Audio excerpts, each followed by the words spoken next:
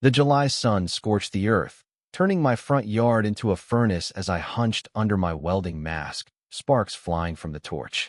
The quiet hum of summer was shattered by the squeal of golf cart tires on gravel, sharp as a rifle crack. I flipped up my mask, sweat dripping, and saw Herlinda Grayson charging toward my property line like a reality TV villain late for a showdown. She was decked out in full HOA battle gear, a laminated clipboard, a neon green whistle dangling from her neck, and a fanny pack so stuffed with papers it looked ready to burst. Before I could set down my torch, she was at my fence, face flushed, already mid-rant. "You have 24 hours to get rid of that monstrosity," she bellowed, jabbing her pen at the weathered tractor parked proudly in my yard. Behind her, two of her loyal followers shuffled nervously, clutching iced mochas and wilting in the heat. It would have been comical if it wasn't so absurd, because that tractor, her so-called eyesore, wasn't just machinery. It was the backbone of the state governor's 4th of July parade float, a classified project under my care. If Linda got her way, she wouldn't just ruin my summer. She'd spark a political disaster she couldn't even fathom. I walked over, wiping my hands on a rag, as Linda puffed up like a peacock ready to brawl. She didn't ask questions or listen, she dictated. "This violates HOA bylaws, Section 7.2. All visible machinery must be concealed to preserve aesthetic harmony. This is your first and final warning." She spoke with the smug certainty of someone who thought the world ran on her HOA blog. I stayed quiet, letting her bury herself with every word, a slow grin tugging at my lips. 2 months ago, the state parade committee had shown up at my door. They'd seen the Veterans Day float I'd built for the local Legion and decided I was their guy to craft the governor's flow-out masterpiece honoring first responders, complete with a rotating paramedic statue, hidden LEDs, and a fold-out stage for the governor's speech. They needed secrecy, someone off the radar, and a tight timeline. I agreed, but only if I could work from my proper Tino City crews. No meddling officials, just me, my tools, and my 5-acre plot, legally exempt from HOA rules. It was ideal until Linda decided my tractor, chipped paint and all, was an affront to her unauthorized Pilates studio in her backyard. That tractor was the heart of the float. Without it, there'd be no platform, no movement, no parade finale. Linda wasn't just picking a fight with mesh, was about to derail a state event. I gave her one chance to back off. "Linda," I said, voice steady, "you don't want to mess with this. It's bigger than you think. Trust me." Her brain, fueled by years of HOA agendas and HGTV marathons, didn't register the warning. She barked a laugh. "Oh, please, don't play tough guy. Rules are rules, and your junk tractor isn't special. It's gone, or I'll take this to the board, the city, even the governor." Her minions muttered about spin class, clearly eager to escape the heat and Linda's tirade. I glanced at the tractor, its frame holding the early bones of the float, aluminum towers, a heavy-duty battery pack, and hydraulic lifts for the tribute sculptures. One wrong move could collapse it or snap the rig beyond repair. Linda slapped a neon orange "Final Warning" sticker on my gate like she was delivering a divine edict, then stormed back to her golf cart, revving it like she was fleeing a heist. 24 hours, she yelled over her shoulder. Then enforcement begins. Dust billowed as she sped off, leaving me standing there, heart racing not with fear, but with the sharp thrill of what was coming. Linda thought this was a neighborhood squabble she'd win with fines and snarky emails. She had no idea she was poking a machine backed by the governor's office. Better yet, every move she made was being recorded by my security cameras, time-stamped, and ready to send to the state attorney. All I had to do was let her unravel herself. That night, I checked the gate locks, powered up the floodlights, and grinned in the dark. I wasn't worried. While Linda thought she was drafting my eviction notice, she was scripting her own public downfall. By midnight, I'd backed up the camera feeds, filed a discreet report with the parade security team, and set out my trump card, a sealed letter from the governor's legal counsel, stating that any interference with my property was interference with a state projectile felony carrying fines or jail time. I placed the letter by the front door, under a camera's lens. If Linda wanted war, she could collect her first casualty herself. Tomorrow was going to be epic, and for once, I couldn't wait for the HOA to come knocking. The next morning, the air felt heavy, like a storm was brewing. When I opened the barn doors, my stomach sank. The tractor looked like it had been through a riot. Deep scratches gouged the hood, mud smeared across the panels, trash jammed in the engine, and a giant neon sticker on the windshield screaming, "Removal pending. HOA enforcement." It was a sloppy sabotage attempt, but the damage threatened the float's tight schedule. I clenched my fists, took a deep breath, and stormed to check the security footage. The cameras delivered. There, under the floodlights' glow, was Linda, skulking around the tractor like a bandit, flanked by her two sidekicks, who looked like they'd rather be anywhere else. Linda slapped the sticker on with such force it nearly tore, then flung dirt at the tires in a bizarre HOA ritual. I watched the footage twice, saving it to multiple drives. Linda had escalated from nuisance to criminal, and she had no clue she'd just turned a petty spat into a felony investigation. I didn't hesitate. I called my contact at the parade committee, Tom Hayes, a former deputy who now handled event security. I sent him the footage, and by the time we hung up, he was mobilizing a team to monitor Linda's next moves without intervening yet. I also reached out to my old friend Ray Carter, a retired sheriff who volunteered with the committee. He roared with laughter but promised to be on standby if things got messy. Meanwhile, Linda kept digging her hole. That afternoon, she blasted a community email through the HOA list, crowing about eliminating a blight on our neighborhood's elegance and attaching photos of the vandalized tractor like war trophies. Her delusion was almost funny, except it was reckless. She didn't know the float was state property, and damaging it wasn't a minor infraction, it was obstruction of state operations. Word spread fast. My neighbors, Ed and Clara Monroe, a retired couple down the street, forwarded me the email with a note. "Heads up, Linda's gloating on Facebook too."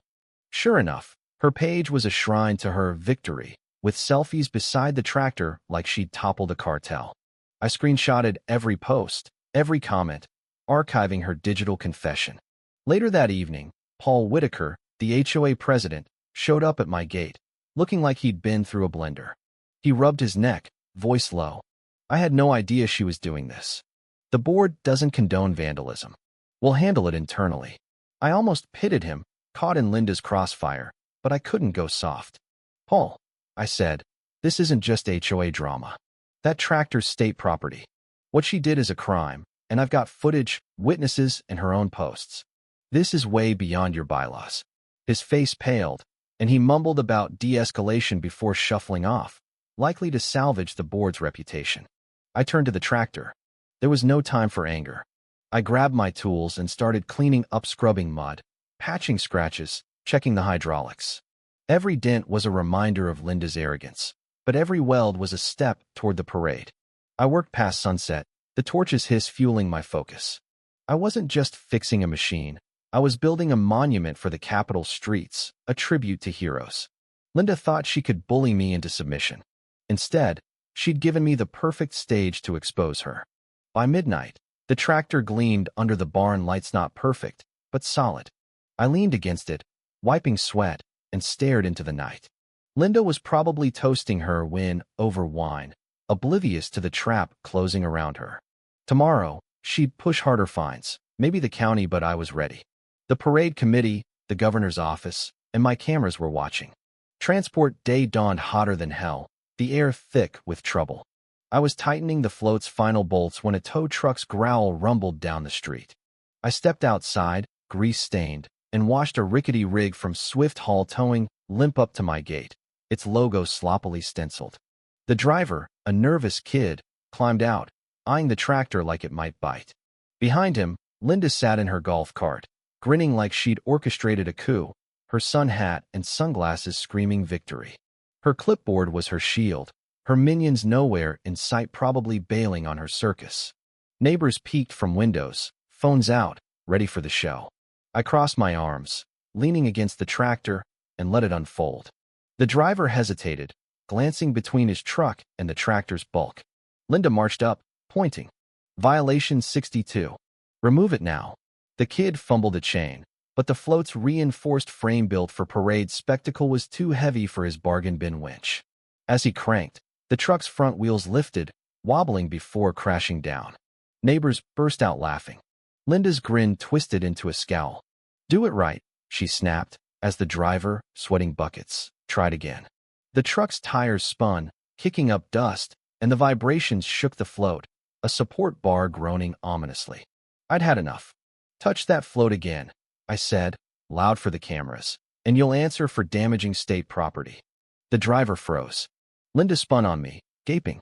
"State property? This junk heap." Her laugh was shrill, unhinged. Then a news van rolled up, tipped off by the committee's media team. Reporters spilled out, mics ready, as Linda, thinking she was the star, launched into a tirade about eyesores and community standards, pointing at the tractor like it was a biohazard. The cameras panned to the float's gleaming towers and hydraulics, then to the sagging tow truck. Before she could dig deeper, black SUVs with government plates roared in, parting the crowd. Out stepped Governor James Clayton, sunglasses glinting, flanked by his team. Linda's rant died, her face draining as he strode past her to me, shaking my hand. "Thanks for your work," he said, voice carrying. "Heard you've had some trouble." Linda, spotting her chance, plastered on a smile and scurried over. "Governor Clayton, sir, I was safeguarding our community. This man's abandoned machine was ruining our aesthetic." The governor removed his sunglasses, his stare cutting. "You safeguarded," he said. "You vandalized a state project for the 4th of July parade." Linda blinked, stammering, "I didn't know." "You were warned," he replied, nodding to the sheriff, who stepped forward with cuffs. "You're under arrest for vandalism, trespassing, and obstruction of state operations." Cameras rolled as Linda shrieked about bylaws, her hat slipping as she was cuffed and led to a patrol car. The driver unhitched his chain and sped off, dodging trouble. Reporters swarmed, and the governor gave a brief statement on community builders and the perils of meddling, as Paul slunk away, pretending he didn't know Linda. The street cleared, but Linda's reputation was ash. I turned to the float, assessing the scratches fixable, with effort. The parade clock was ticking, and I dove back in, welding, polishing, testing the lights. By noon, a surprise arrived. Neighbors, led by Colonel Henry Walsh from down the block, carrying toolboxes, paint cans, and coolers of iced tea. "Heard you could use help," Henry said. These were folks who'd once ducked Linda's fines. Now they painted, wired, and hammered like a barn-raising crew. Kids slathered touch-up paint. Mechanics tuned the hydraulics, and even Mrs.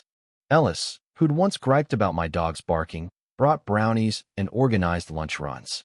Word of Linda's arrest spread charges for vandalism and obstruction, HOA suspension, her post going viral as a cautionary tale. Paul was spotted pacing the clubhouse lot, looking like he'd aged a decade. That afternoon, Tom Hayes rolled up with state techs and materials, clapping my back. "Heard you needed backup." They reinforced the platform, upgraded the lights, and by dusk, the float was better than ever, its light show now synced to patriotic tunes.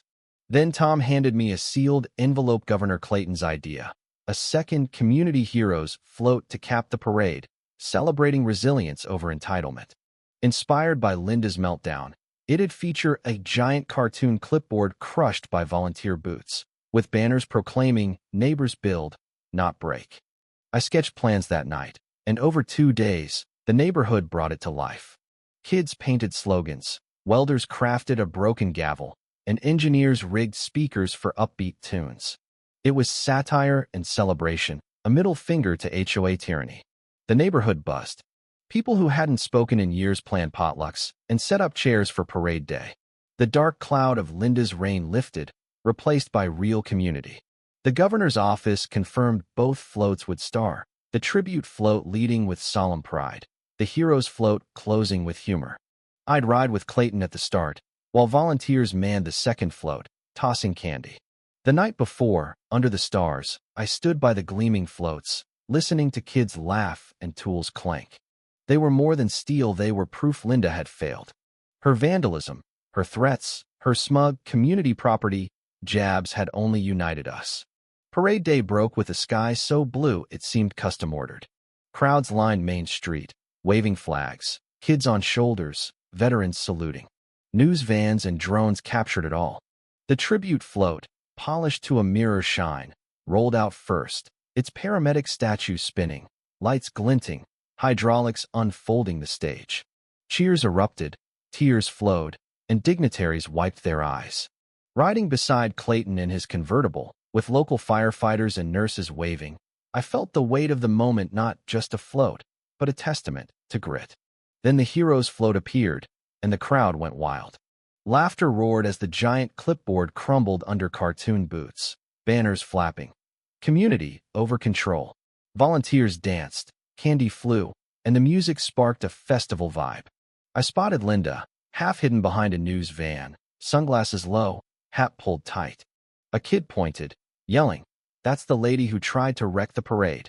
Whispers turned to snickers, then laughter. Cameras swiveled, catching her frozen like a trapped animal. She backed away, but it was too late. Her humiliation was live, her reign reduced to a viral punchline. Clayton, ever classy, waved to the crowd, ignoring her. The parade rolled on, leaving her shrinking in its wake, a footnote to a celebration she couldn't touch. At the closing ceremony, Clayton announced a Community Spirit Award, our neighborhood the first recipient, honored with a town square plaque. When my name was called to accept a certificate, the crowd roared, a standing ovation for the team that turned sabotage into strength. As fireworks lit the sky, I stood by the float, watching families laugh, kids chase sparklers, and neighbors swap stories. Linda's house sat dark, her clipboard a meme. I breathed the warm air, peace settling deep. We hadn't just survived her, we'd built something unbreakable. The biggest firework burst, and I knew this was no end, but a beginning for a community that would never bow to another Linda again.